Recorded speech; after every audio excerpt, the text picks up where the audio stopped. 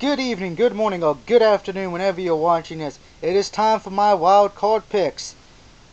Now, the season just ended, and for week 17 of the NFL season, I went 10-6. That's a pretty damn good way to end the season in wins. And also, as far as for the season goes in picks, I'm 155 in wins. 94 in losses, but unfortunately I hit 100 losses thanks to the 6 losses tonight and 1 draw. So, 155 in wins. That's pretty good. 100 losses, decent. And 1 draw thanks to the 49ers and Rams not knowing how to finish a damn game.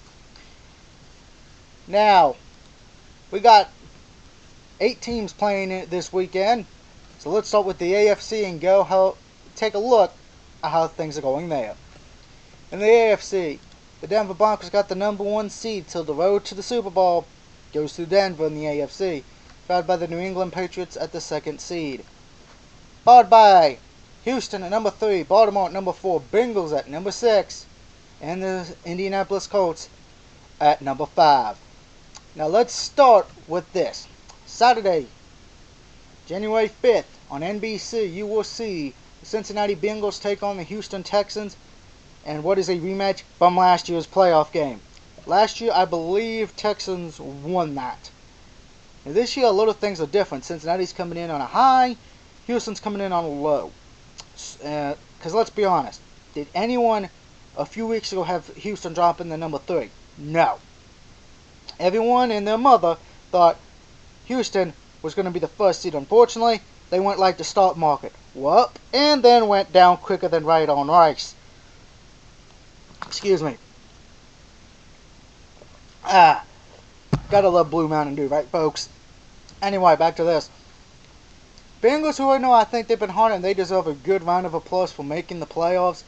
I just think Houston will finally wake up, get their head out of their ass, and win. I trust their defense and QB a whole lot more. It should be a good game, but I think Houston finally wakes up. Hopefully. As far as for the other AFC game, it is a very hard pick for me. The Indianapolis Colts at Baltimore. As many of you know who are on Facebook, my mom is a die-hard Ravens fan. But the Colts have had a lot of things go their way this year. I know last year they only had 2 wins. The start of this year, everyone thought they were not going to do anything because they lost Coach Chuck because of because he had to take a leave of absence due to health reasons with cancer. By the way, congratulations Chuck on coming back. And Andrew Luck, who is a rookie QB, which to all 3 rookie QBs who made the playoffs, congratulations. But for whatever reason, fate, destiny, or luck, whatever you believe in, Colts not only had a lot of wins, 11, but they did it without their head coach. They used the assistant head coach, who I'm sure is going to get a lot of phone calls from teams who fire their head coach, either tonight or this week. And Colts, they've been on a high. They've been playing great football. Ravens have been playing like crap. That's me being honest. I don't think the Ravens should even be in this spot. The Ravens, I think, got lucky to get in, as far as I am concerned. They got lucky thanks to the Cowboys beating the Steelers. That's the only reason they made it. If it wasn't for that, I don't think the Ravens would have made it. And I've really, and Ravens get the defensive players back. They get Ray Lewis, they get Ed Reed, they get all this stuff. But, and I know my mom's going to kill me for this, I am taking the Colts to win this one. I just think, with all this emotional high they're riding and how Luck's been performing, I can't go against them. I think Colts will win this one on the road and advance. So anyway, and even my mom, I think, would admit Ravens have not been playing too good. So I think I'm justified in this one, that the Ravens will lose. I think I am, because I know a lot of people may say I'm nuts, but I think I'm justified with how the Ravens have played. Now in the NFC, Atlanta's got the number 1 seed, followed by the San Francisco 49ers at 2. Then it goes Green Bay, Washington, Seahawks, and Vikings. And let's be honest right now, did anyone have Seahawks, Redskins, and Vikings in their playoff bracket in week 1? Because if you did, you're full of shit. Period. Let's start with Saturday night's game. NBC rematch of tonight's earlier game. Vikings versus the Green Bay Packers. And it is in Green Bay. Now, both teams are pretty much the same somewhat. Packers are better known for passing, but Vikings are known for running. I mean, AP all day, every day. Adrian Peterson is a beast. There's no doubt on that. And this is in Green Bay, so normally I would say weather would play a factor, but both teams love to play in the cold. So throw that out the damn window. To me, it comes down to which defense shows up. And in this game they just had, neither defense showed up. Let's be real on that. And it bit me in Week 17 when I said I'd take the Packers because of their quarterback. But you know what? It may bite me again this week. I am taking the Packers. I trust Aaron Rodgers. He's been in these kinds of games before when it's a playoff game. He knows what to do. That alone, I think Green Bay's got it. Granted, if Packers don't stop Adrian Peterson this time, they will not win.